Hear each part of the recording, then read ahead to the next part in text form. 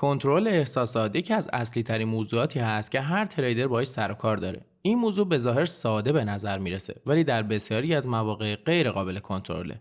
من سعی کردم داخل این پادکست بخشی از تجربیات خودم رو در این خصوص با شما در میون بذارم و یه سری از روش‌هایی که خودم ازشون استفاده میکنم رو با شما به اشتراک بذارم. عدم کنترل احساس چند موضوع مهم رو به همراه داره، مثل زود وارد معامله شدن، جابجایی تارگت و استابلاس، زود خارج شدن از معامله، اضافه کردن حجم و مواردی مثل اینها. شما هم قطعا مثل من به خودتون بارها و بارها قول دادین که زود وارد معامله نشید، استاب رو دستکاری نکنید و یا حجم رو زیاد نکنید. ولی در نهایت به ازای هر معامله که باز میکنین این موضوعات رو تکرار میکنید.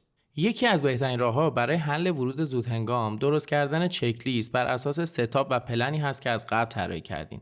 یه چک‌لیست مرتبط با ستاپتون رو دم دستتون بذارید که قبل از باز کردن معامله تا زمانی که تمامی چک‌لیستتون تیک نخورده وارد معامله نشید و خطی که به عنوان خط حمایت و یا مقاومت ترسیم کردین رو لاک کنید و یا به هیچ عنوان جابجاش نکنید.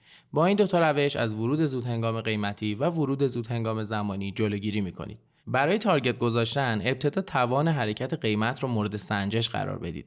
میتونید با اندازه‌گیری لگ‌های قبلی قیمت این عدد رو پیدا کنید. یعنی اگر لگ قبلی قیمت حدود 100 پپ حرکت کرده، طبیعتاً لگ بعدی رو هم ازش انتظاری مشابه به همون حرکت قبلی رو داریم. و اگر انتظار ما بیشتر از 120 پپ باشه، این یه انتظار غیر منطقیه. پس بهتره برای حل این مشکل ابتدا لگ‌های قبلی رو اندازه‌گیری کنید و 80% اون حرکت رو برای تارگت‌های نهایی در نظر بگیرید. در واقع میشه گفت بهترین روش برای کنترل احساسات وفادار بودن به ستاپ معاملاتی است که بهتره برای عملی شدنش اون رو به شکل مکتوب در بیارید و تا زمانی که تمامی نکاتی رو که یادداشت نکردید رو روی چارت ندیدید به هیچ عنوان اقدام به گرفتن پوزیشن نکنید. موفق باشید.